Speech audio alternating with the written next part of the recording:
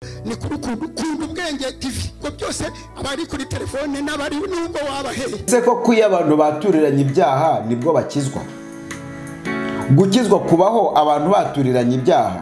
Umugabo rero mwumva icyabaye yaramubwiye ati ntabwo ari ugusambana gusa ahubwo nasambanye na nyoko. Umugore ahita yiterura yikubita hasi. Ntabwo umuntu ashobora gukizwa atitaranze. Nge ntabwo mbyita kwatura, ndabyita kwitaranga. Umugore akaturira umugabo we, umugabo akaturira umugore we. Ibyo byo bifite logique kuruta uko wajya hariya ku karubanda uri umugabo ngo ngewe ngo narasambanye, uri umugore ati narasambanye, n'ibindi byaha bitandukanye. Kwicuza si ukwihana, kwatura ntabwo ari ukwihana. Reka rero mbasobanurire ikintu bita kwihana.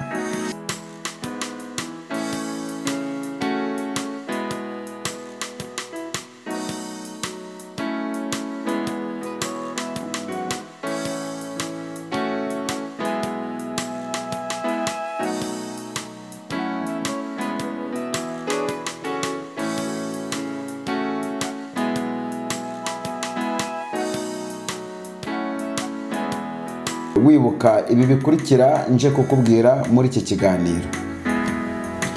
Ngireba izi nkuru z'uyu mubyeyi wa Gicumbi wifunze umukwe we agahemukira umwana we, nawe nubyumva urumva ari ibintu birenze, ariko kandi nta nibirenze nibivuga gutya.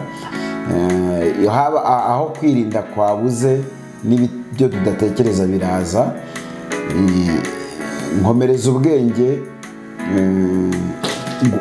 ngukorere neza, niko iyi ndirimbo ivuga. Mba kubukoresha cyane ngere ku mugambi wawe. Ibintu byose bipfira ni mu bwenge. Ibintu nimbibabwira muzajya mubyumva neza.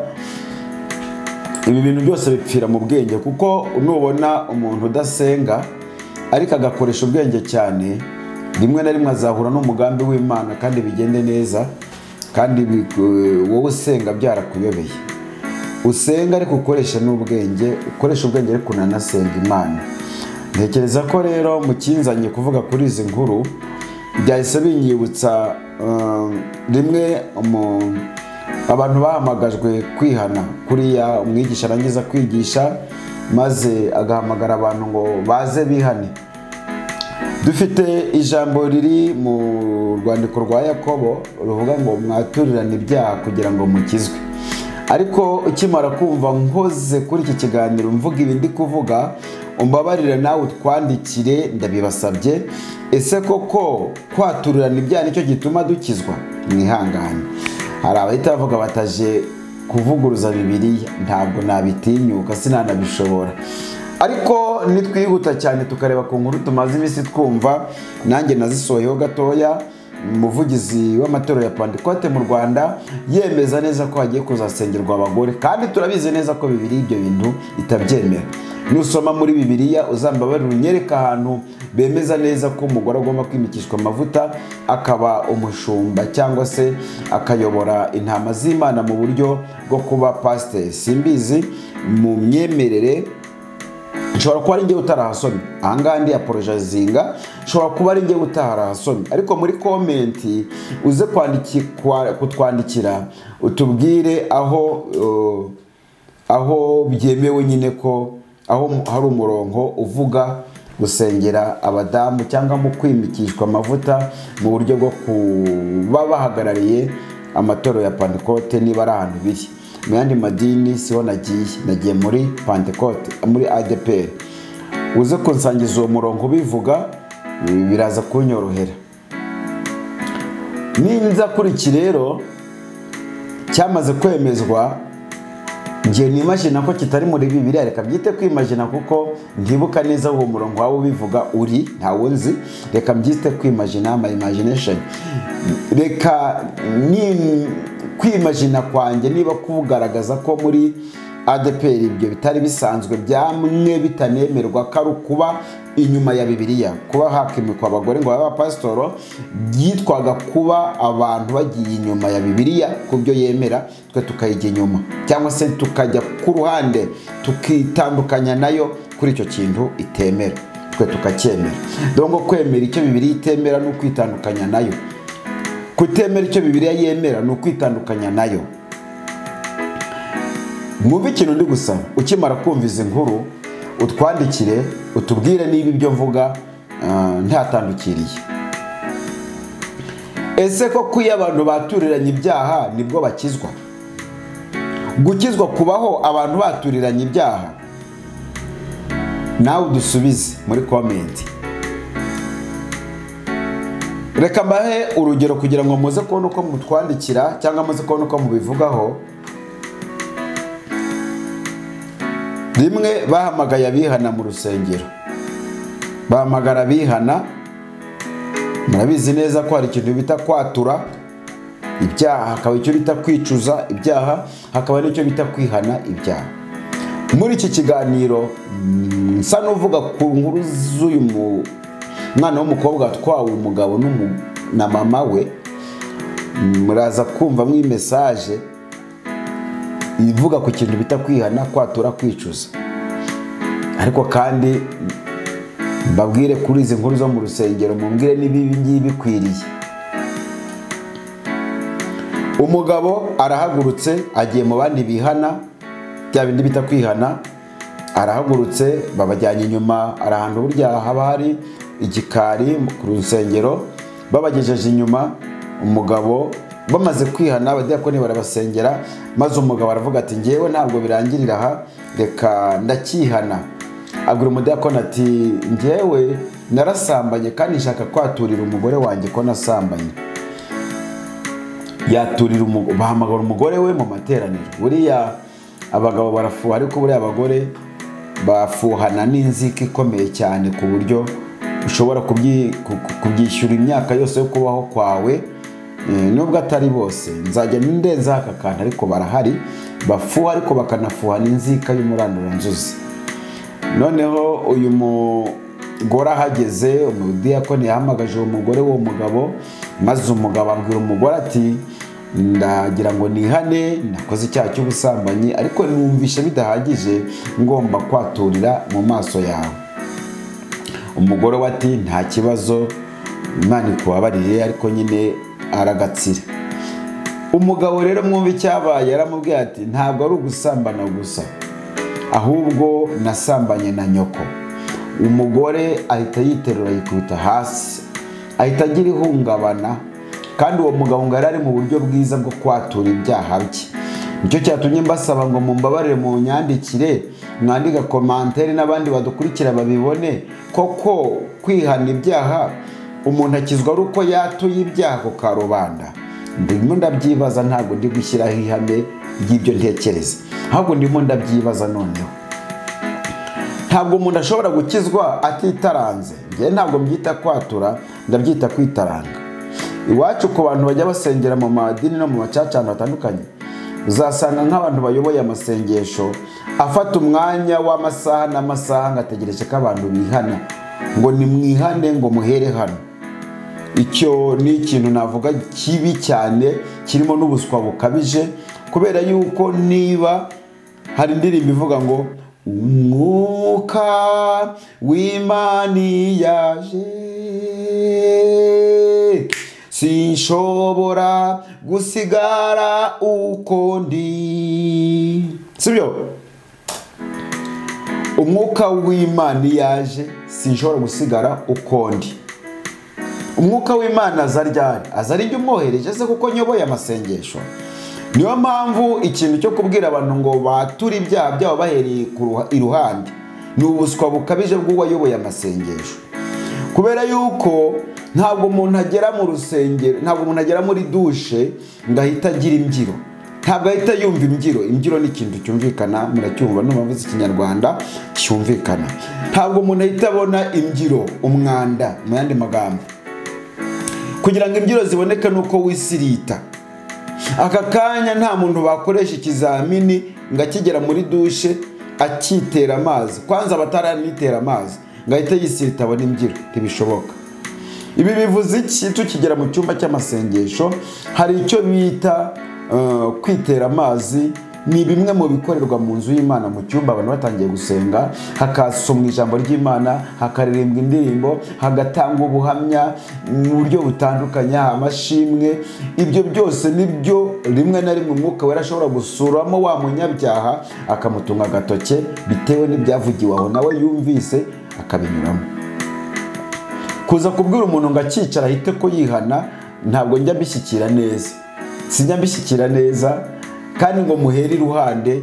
Ntabwo rero uri Umwuka Wera ku buryo umbwiriza ibyo nihana cyangwa nuko nihana cyangwa n'igihe ndibuze kuba nihanira. Ibyo njya mbinenga, n'ejo uzambona ahantu nsenga ariko n'ibyo mbikurikirana ndabinenga cyane nshingiye ku cyo ijambo ry'Imana rivuga.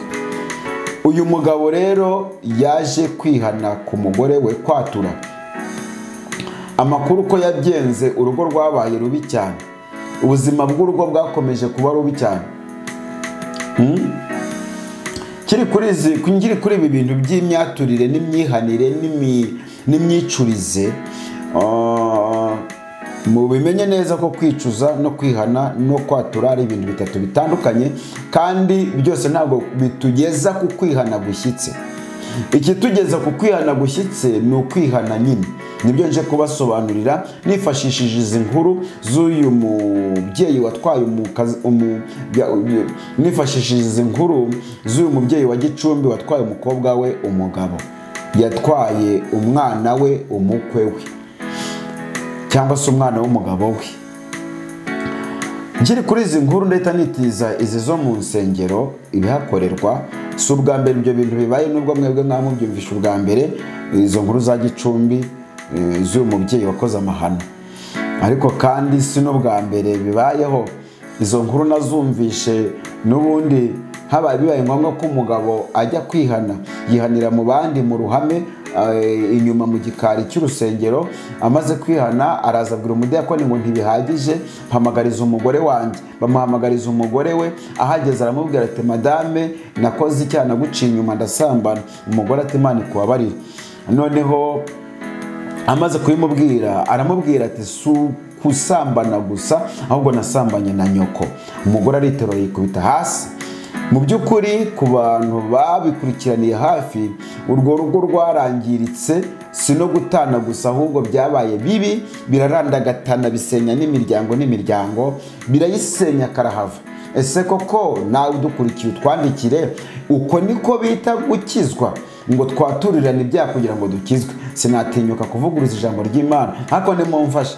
ADPR n'ubundi irimo irahindura ibintu byinshi, iri naryo iyi ngingo nayo bazayigeho ibera mu byumba hariya no mu nsengero. N'ubundi ADPR guhindura ibintu byinshi, ibintu byo gusengera abagore ntibiri muri Bibiliya.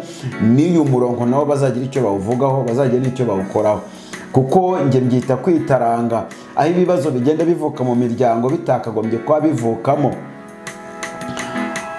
Uyu mugabo yakoze ikintu kibi, yakoze sakirirego, kubera yuko ibi bintu twise kwatura. Rero mureke mbabwire ikosa ryabyo niryo ryiri ntangiye kubabwira. Uratuye ubu kera habagaho kwatura, kuko abantu bagiriranaga imbabazi, bakagira ibanga, bakanababazwa n'ibyaha bya bagenzi babo. Ubundi kera niko byari bimeze mu nsengero zitandukanye. Ku babyibuka habagaho umwuka wo gusenga Imana, abantu binikije, hakabaho no kwatura. Umuntu agahaguruka ari umugabo akarira amarira rwose, avuga ati ngewe nakoze ishyano ndasambana cyangwa nkora ibi n'ibi. Umugore ni umukobwa, umugabo umusore. Ariko ubu siko bimeze. Kera nta muntu wari uzi telefone, nta muntu wari uzi ubundi buryo bwo gutangaza amakuru butari umunwa, kandi n'uwo munwa abantu barawutinyaga cyane. Ubu rero mu nsengero abantu baba bashyizeho za rekodi za telefone.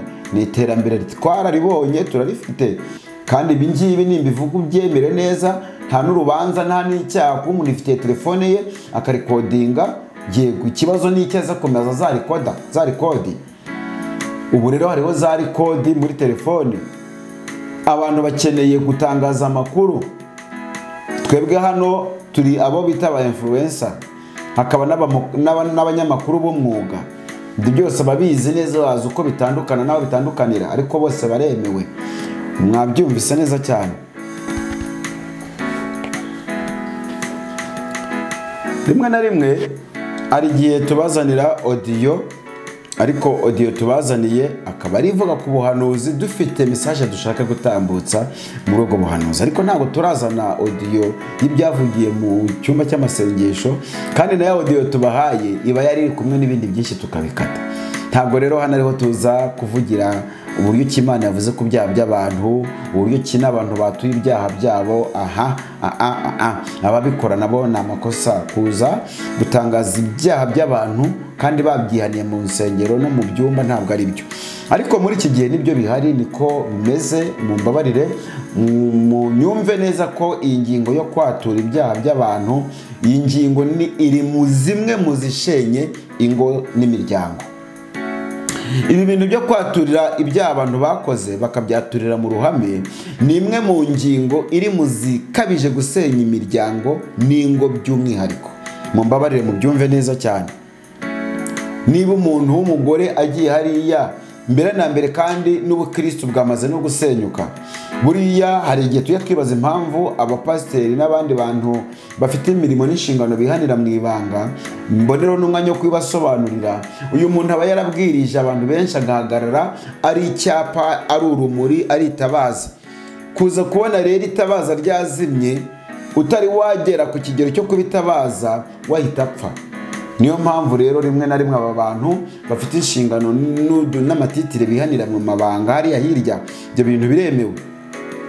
Buriya rero nabyo kandi igihe kizagera bicike, kubera yuko hakomeje kuza umwuka wo kugenzanya mu nzu y'Imana. Kugenzanya bikagenda bifata intera ikomeye, bikaba ari nabyo bishamikiyeho kwa kuba abantu bajyana ibyo abandi bihaniye mu nsengero. Ubushize nagize ikibazo mu kazi, ndababara cyane, umutima urababara, agahita yirukankana ibyo bintu kandi azikorera. Ati wa muntu buriya mwamukora ibintu bibi cyane, none yarababaye ntahandi atabigejeje. Ni uwo mwuka weze kandi usenya imiryango, usenya itorero, usenya ingo by'umwihariko.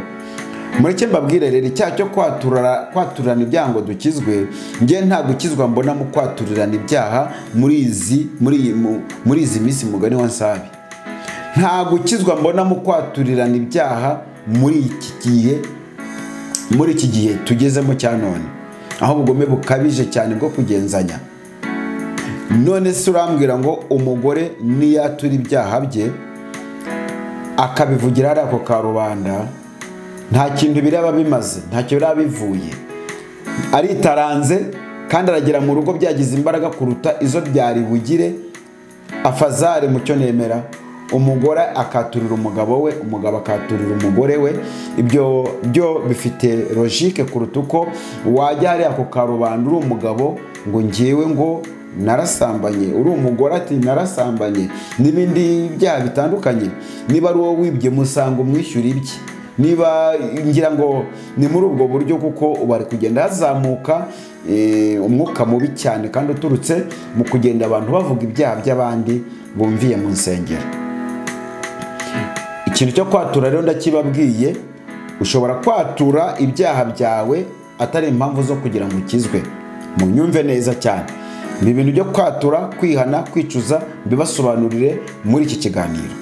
Kwatura bishobora guturuka ku mwigisha wigishije ijambo ry'Imana, hakaririmba amakorari, ndetse rimwe na rimwe ukumva mw'ibigutera ubwoba mu byigishijwe no mu byaririmbwe, bikagutera guhita ufata icyemezo surprise. Ako kanya ugahita ufata icyemezo ukavuga ngo reka mbite ko nihana nkurikije ibyo bambwiye. Noneho kwatura ukabyitiranya no kwihana, ariko mu by'ukuri ntabwo kwatura bisobanura kwihana. Munyumve neza cyane. Kwatura ibyaha byawe ntabwo bisobanura kubyihana. Kwatura ni uburyo bundi ushobora kuvuga ibyaha byawe ku karubanda, utewe n'impamvu wumvise cyangwa ubwiwe bya binini nababwiye, bishobora guturuka ku bigisha bigishije ibiteye ubwoba. None umuntu agahita afata icyemezo cyo guhita akavuga ibyaha bye, ariko ntabwo ari cyo gisobanura kwihana. Hakaba ikintu bita kwicuza. Kwicuza aho umuntu ashobora kuba yagenda, n'urugero reka mvuge ngo aragiye arasambanye baramufasha, cyangwa se ndi bamufasha ariko atwaye inda, cyangwa se ndatwaye inda ariko ageze hari ariyumvira ko bati ubundi ibintu bimaze iki, agahita yicuza. Kwicuza nyine ni ukuba kuregereta, ni ukuba wicuza nyine impamvu icyo kintu gikoze cyangwa impamvu kivuze, ariko wagera hariya hirya ukongera ukabikora. Indaya ivuye mu migina n'ahandi bayimennye urwasaya, itashye yibaza ngo ubundi ibi bintu mbikorera iki? Ni ukwicuza uko. Yagera mu rugo ariko akongera akafata icyemezo, bamuhamagara akagenda cyangwa wakijyana. Kwicuza ntabwo bikuraho umuntu gukora ibyaha. Kwicuza si ukwihana, kwatura ntabwo ari ukwihana. Reka rero mbasobanurire ikintu bita kwihana. Kwihana ni ugufata icyemezo. Kwihana biruta kwicuza, kwihana biruta kwatura. Kwihana ni ukwicara ugafata icyemezo, ukavuga ngo ubundi njyewe ibi bintu nari ndimo bimariye iki? Ugafata icyemezo ku giti cyawe. Na niyo mpamvu mujya mwumva ngo umuntu yakiriye Yesu Kristo nk'umwami n'umukiza we. Buryo umuntu ashobora kwakira Yesu Kristo nk'umwami n'umukiza atarabatizwa. Kubatizwa bikazaza nyuma.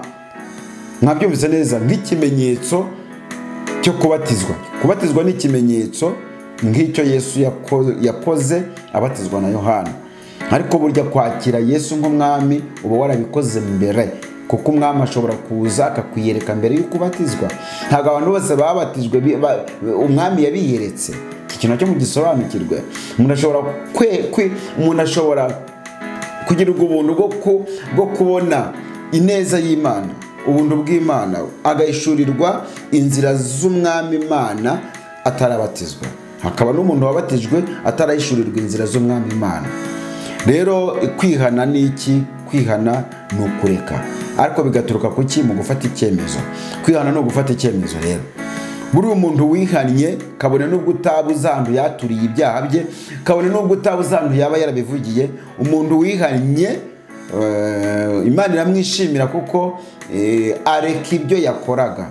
Nicyo bita kwihana. Rero bitandukanye no kwatura ibyaha byawe ku karubanda, bitandukanye no kwicuza, kuko ari abazagusaba kwihana ibyaha bagusaba kubyatura kugira ngo babone aho bahera bagusenya, babone aho bahera bagutaranga. Hari abazabikora ari mu cyumba cy'amasengesho cyangwa mu nsengero batangira ati twihane neza. Kwihana neza arakubwira ikiza? Uvuge n'akari murori, uvuge detaye zawe zose zo mu buzima, ngo nibyo bita kwihana neza. Uko ni ukwitaranga neza, ntabwo ari ukwihana neza. Nabibabwiye, uyu mugabo akimara kuvuga ko akimara kwaturira umugore we ko yasambanye kandi agasambana na nyina ari we nyirabukwe, ubwo rero icyo ngibyo ni byo abantu kenshi muri iki gihe bakeneye. Uvuge n'akari murori ngo wihane neza, uramenye uragatsindwa, ibyo bintu ntuzabikore. Ntabwo nkubujije kwihana, ahubwo ibi ngibi ngiye kukubwira bari byo uzakora. Icara mu rugo iwawe ufata icyemezo. Sinzi niba narabibabwiye, umugabo wigeze unsanga arabwira ati ahantu ndi kwicara mu bantu isazi ziri kugenda zikanyuzuraho, najya kwicara njyenyine zikanyuzuraho, ariko mbabarira ungira inama, ndakora iki? Nari ngiye gusenga, yego bana basengera ku misozi. Ndamubwira ndetse urumva umutima wawe nta kintu uri kutungaho urutoki? Ati nyine nibyo ngira ngo nkubwire, noneho turebe unsengere. Ndamubwira ndi rero ariko wabimbwira ufata icyemezo, kuko ngewe ntabwo neza ibyaha, kuko nanjye ni umunyabyaha, ahubwo nagufasha kugira inama ufata icyemezo. Arambwira ati mfite umugore, mfite n'undi nashatse ahantu ndamwubakira, mfite umugore nashatse wemewe n'amategeko, mfite n'undi nagiye gukodeshereza, mfite n'undi nagiye gukodeshereza, ambwira bane yagiye gukodeshereza na wa wundi wa gatanu afite. Ibi bintu nimbibabwira mu bifate seriye nk'ibyabayeho, ntabwo nje kujokinga hano. Noneho arambwira ati si ibyo gusa, mfite n'abandi bantu nsambana nabo ku ruhande bakiri bato. Ndamuganira ikintu ngiye gukora kugira ngo musengere, fata telefone zawe uhakanira abo bantu, abo bagore bawe uhereye ku isezerano n'abandi wafashe wamaze gukodeshereza aho baba, ntubakure, ubareke, uzafata icyemezo ko umwuka wera agenda kugenderera. Ahubwo aba ngaba twakwita inshoreke bari ku ruhande batazwi, reka ufate telefone maze ubahakanire, ubabwire yuko utazongera kuba muri izo ngeso. Yafataga telefone akarira, akarira. Urumva ubwabyo gufata icyemezo cyo kubareka ntikirimo, ntabwo birimo.